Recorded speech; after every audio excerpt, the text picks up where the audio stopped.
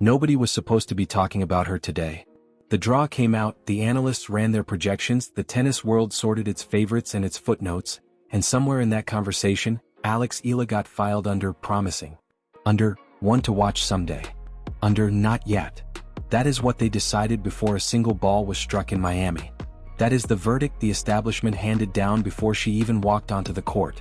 They were not ready for what she did next. Round 2 of the Miami Open is not where legacies are made. That is what conventional wisdom tells you. It is a transitional match. Alex, grabe, congratulations. Grabe yung laban. Kwento mo sa amin, ano nangyari after the first set? Anong sinabi mo sa sarili mo?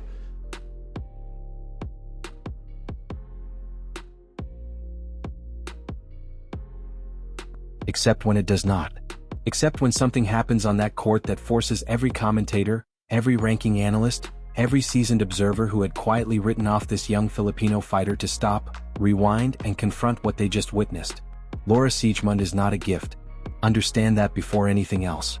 She is a player who has spent years learning how to dismantle opponents who rely on rhythm, who thrive on pace, who need the match to breathe at a predictable tempo. She gives you nothing comfortable. She bends the geometry of the game. She slices angles that do not exist on paper. She absorbs pressure and converts it into confusion, and she has done it against players far more experienced, far more decorated, far more prepared than a 20-year-old still carving her name into the top tier of this sport. And yet, Eala did not flinch. She did not retreat into survival mode when the first set unraveled. She did not let the Miami heat, the slow courts, the weight of the moment press her into passive tennis. She found something inside that match that most players her age have not located yet. A cold clarity. A refusal to be managed. A decision made somewhere deep in the second set that this court belonged to her. The power is shifting in women's tennis. Not slowly. Not quietly. Right now, in real time, in front of an audience that is only beginning to understand what it is witnessing. And the most dangerous part about Eala is that she is just getting started. The numbers do not lie even when the narrative tries to ignore them. Before Miami, Eala had been building something methodical and deliberate, the kind of progression that does not announce itself with fireworks but accumulates like pressure behind a sealed door. Every match, every tournament, every grueling baseline exchange on the WTA circuit had been adding weight to that door. Round 2 against Siegemund was not the beginning of this story. It was the moment the door finally broke open. Consider what she walked into. Miami hard courts in late March play heavy and slow, which means power hitters cannot simply overwhelm opponents with pace alone. The court demands patience. It demands variety. It demands that you construct points rather than detonate them. These are conditions that favor experience, favor craft, favor the player who has spent years learning how to win ugly when winning beautifully is not available. Siegemund had all of those advantages on paper. Age, experience, tactical intelligence, a game built specifically to frustrate players who have not yet learned to manage discomfort at the highest level. Eala managed it anyway. That is what the establishment is quietly struggling to process right now. Because if she can neutralize that specific combination of problems, in that specific environment, against that specific level of opponent, then the ceiling everyone casually assigned to her needs to be torn down and rebuilt from scratch. The rankings will begin to reflect it soon. The prize money will follow. But before any of that, something more important is already happening in the locker rooms and practice courts and private team conversations happening behind closed doors across the tour. Players are updating their assessments. Coaches are flagging her name differently than they were 6 months ago. The quiet professional machinery of elite tennis is beginning to treat Eala not as a future threat but as a present one. That transition is everything. That is when the pressure doubles. That is when the target appears on your back and does not come off. She has earned that target now. She has stepped into the space where comfort disappears and only the genuinely elite survive. The next round is waiting. And the opponent waiting inside it has no interest in making history easy for anyone. Neither does Eala. Let us talk about what she is actually carrying onto that court. Not the racket. Not the game plan. Not the tactical adjustments her coaching team spent hours preparing in the hotel room the night before. Something heavier than all of that. Something that does not show up in any scouting report or statistical breakdown or pre-match analysis segment. Eala walks onto every court in this tournament carrying the weight of an entire nation that has been waiting decades for this exact moment, and she carries it without letting it bend her. That is not a small thing. That is an enormous thing. The Philippines has produced fighters across every dimension of sport. That identity runs deep in the culture. deep in the spirit of every athlete who has ever represented that flag on an international stage. But professional tennis at this level, Grand Slam hard-court tennis, WTA Miami Open tennis, the kind of tennis that gets discussed in the same breath as the greatest players currently walking this earth, that has been territory largely unexplored. Eala is not just competing in Miami. She is mapping new ground. She is extending the boundary of what Filipino athletes are understood to be capable of at the absolute summit of individual sport. The crowd feels it. Do not underestimate what crowd energy does inside a close match when momentum is hanging in the balance and every point feels like it weighs 1,000 kilograms. When Eala strikes a clean winner down the line and the stands respond not just with applause but with something that sounds closer to disbelief converting into conviction in real time, that energy feeds back into her. It sharpens her. It reminds her exactly why every early morning training session, every sacrifice, every moment of doubt she pushed through in the developmental years of her career was worth the cost. She has been preparing for this recognition. But more importantly, she has been preparing for what comes after it. Because recognition in tennis is a trap as much as it is a reward. The moment the tour takes you seriously, the moment the seeded players stop treating you as a manageable opponent and start treating you as a genuine threat, the entire dynamic of your existence on tour transforms overnight. Eala is standing at the edge of that transformation right now. And what happens next will define everything. There is a version of this story that ends comfortably. The young talent makes a deep run, collects ranking points, earns some headlines back home, and files the experience away as valuable education for future tournaments. The establishment nods approvingly. The analysts update their timelines. Everyone agrees she is ahead of schedule and returns to discussing the players they were already discussing before Miami began. That is the safe version. That is the version that leaves everything exactly where it was. That is not the version that is being written right now. What Eala is doing in Miami has a different texture entirely. It does not feel like a promising youngster exceeding modest expectations. It feels like a hostile takeover conducted in plain sight. It feels like someone who was handed a supporting role in someone else's story deciding mid-scene that she has no interest in playing it. Every match she wins here does not just add points to a ranking column. It systematically dismantles the carefully maintained narrative that the upper tier of women's tennis is a closed room with a guest list that does not include her name yet. She is not knocking on that door anymore. She walked through it in round 2 and nobody who was standing on the other side saw her coming with enough urgency to do anything about it. Now consider what is actually at stake as this tournament deepens. A deep Miami run is not simply prestigious. It is financially transformative at this stage of a career. It is the kind of result that restructures a player's entire operational reality, from travel budgets to sponsorship conversations to the seriousness with which agents and management teams at the highest level begin returning calls.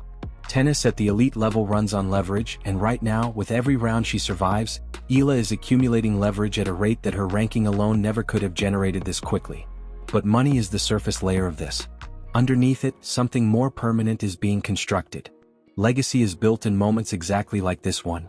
Not in the comfortable wins against lower-ranked opponents on neutral courts with nothing on the line. In the suffocating Miami humidity, against a crafty, experienced veteran, in a round that nobody expected to become a defining chapter. That is where the foundation gets poured. The foundation is being poured right now. And the structure rising from it is starting to look like something nobody in this sport was fully prepared to confront. Understand something about the system she is operating inside. Professional tennis is not a meritocracy in the pure sense that casual observers imagine it to be. It is an ecosystem with established hierarchies, protected narratives, and invisible architecture that determines whose story gets amplified and whose story gets quietly filed away regardless of what actually happens on the court. The rankings are objective. Everything surrounding the rankings is not. Media attention flows toward familiar names. Sponsorship conversations happen in rooms where certain players are already known quantities and everyone else is required to prove not just that they can win but that winning means something beyond the scoreboard. Eala exists outside the traditional pipeline that feeds players into that system with built-in advantages. She did not come through the European academy structure that produces a predictable conveyor belt of highly resourced, heavily promoted prospects. She did not emerge from a tennis nation with institutional machinery specifically designed to fast-track talented players into the consciousness of the global tour. She built her game through a path that required her to fight for visibility at every single stage, to earn attention that other players in her developmental cohort received automatically simply by virtue of where they were born and who was watching from the beginning. That background does not generate sympathy in professional tennis. It generates resistance. The players who benefit from established systems do not celebrate the arrival of someone who circumvented those systems and arrived anyway. There is quiet pressure that operates beneath the surface of every locker room interaction, every seating conversation, every decision about which matches get show court assignments and which get buried on outer courts where the cameras barely point. Eala has been navigating that resistance her entire career. What Miami is revealing is that the navigation has made her extraordinary in ways that purely comfortable development never could have produced. The adversity she absorbed in the years before this tournament did not slow her down. It sharpened edges that players raised in more forgiving environments simply do not possess. She learned to win without the crowd already on her side. She learned to compete without the infrastructure treating her as a priority. She learned to find belief internally when the external environment was withholding it. That is a different kind of athlete than the tour is accustomed to managing. That is a different kind of problem than the players waiting in the later rounds have prepared solutions for. The next opponent is studying film right now, searching for weaknesses, looking for patterns to exploit. They are not going to find what they are looking for. Every great sports story has a moment where the atmosphere shifts. Not the scoreboard, not the statistics, the atmosphere. The invisible pressure inside the arena that every player feels in their chest before their brain has even processed what is happening. It is the moment when one competitor stops being the hunter and becomes the hunted. When the crowd stops observing and starts believing. When the opponent across the net makes an almost imperceptible adjustment in their body language that reveals something profound and irreversible. They have recognized what they are dealing with, and the recognition has arrived too late to change anything. That moment happened in Miami. It happened somewhere in the second set, in the space between points where everything slows down and the only sound is breathing and the distant murmur of a crowd holding itself at the edge of something it cannot quite name yet. Siegemund had been here before. She had managed younger players through exactly these kinds of inflection points, had applied pressure at precisely the right moments to watch composure fracture and unravel. She knew the playbook. She executed it with the cold efficiency of a player who has spent years converting experience into wins against opponents who had more raw ability but less accumulated wisdom. Eala did not fracture. She did something far more unsettling to an experienced opponent than losing composure. She got quieter. She got more precise. She contracted her game into something dense and deliberate and almost surgical, eliminating the errors that variance creates under pressure, finding the lines with a consistency that had no business existing inside a second-round Miami Open match being played by a 20-year-old carrying a nation's expectations on her back in suffocating heat against a proven veteran. The crowd felt the shift before the commentators named it. That is always how it happens with the genuinely special ones. The audience in the stands, the people watching on screens across time zones, across continents, across languages, they register something in their nervous system before their analytical mind catches up with what they are witnessing. A collective leaning forward. A collective holding of breath. A collective dawning understanding that the match they thought they were watching has transformed into something else entirely without anyone announcing the transition. What they were watching was a coronation disguised as a tennis match. What they were watching was a player arriving at herself under the most unforgiving conditions the sport could construct. And the most extraordinary part, the detail that will be repeated when this chapter of her career gets told in full, is that she looked completely unsurprised by her own greatness. Like she had always known this was coming. Like she had simply been waiting for the rest of the world to catch up. There is a word that gets thrown around in tennis commentary with such reckless frequency that it has nearly lost all meaning. Potential. It gets attached to teenagers who hit hard. It gets applied to players who move well in practice but dissolve under match pressure. It gets used as a comfortable placeholder by analysts who want to acknowledge talent without committing to a prediction that might embarrass them later. Potential is the tennis world's most elegant form of hedging. It sounds like praise. It functions like a ceiling. It tells a player that what they are right now is not quite enough, but what they might become someday could be interesting if everything goes perfectly and the development curve cooperates and the draw is kind and the injuries stay away and the mental game catches up with the physical tools. Eala just made that word obsolete. What she possesses now is not potential. It is not promise. It is not carefully qualified optimism about a future version of herself that has not materialized yet. What she demonstrated in Miami against a player specifically designed by experience and tactical intelligence to expose developmental gaps is something present tense and immediate and undeniable. It is a game that has crossed the threshold from construction into execution. A forehand that does not just produce winners in comfortable positions but manufactures them from angles that should not exist under pressure. A movement pattern that recovers ground after defensive positions with an efficiency that suggests the physical preparation behind this campaign was built for exactly these conditions. But the weapon that separates her from every other promising young player currently navigating the same stage of development is something that cannot be measured in miles per hour or court coverage statistics or unforced error counts. It is the refusal to accept the story other people are writing about her. Every athlete at this level receives a narrative from the outside world. The media constructs it. The rankings reinforce it. The tournament seedings institutionalize it. And the vast majority of players, even talented ones, even hardworking ones, even genuinely gifted ones, eventually begin to perform inside the boundaries of that externally constructed story. They become what the system has decided they are. They fulfill the projection rather than exceeding it because exceeding it requires a specific kind of internal rebellion that is genuinely rare. Eala is rebelling. Quietly. Methodically. Without press conferences or dramatic declarations or social media campaigns demanding recognition. She is conducting her rebellion entirely through performance, which is the only form of rebellion in professional sports that cannot be argued with, managed, spun, or minimized by people who have institutional reasons to keep the existing hierarchy exactly where it is. Every winner she hits is a sentence in a counter-narrative. Every match she survives is a paragraph that rewrites what was supposed to be her story. And the chapter that is being written in Miami right now is building towards something the tour has not seen coming, has not prepared for, and is only beginning to understand it does not have the tools to stop. This is where everything converges. Every early morning on an empty practice court before the world woke up and started forming opinions about who she was supposed to be. Every junior tournament where the expectations were low enough that she could win without anyone truly registering what was happening. Every moment of private doubt that she pushed through not because the doubt was absent but because she had decided long before Miami that doubt was not a reason to stop. Every sacrifice made in countries far from home, in hotel rooms that all begin to look identical after enough weeks on tour, in the anonymous grinding labor of professional tennis that the highlight reels never capture and the casual fan never sees. It all arrives here.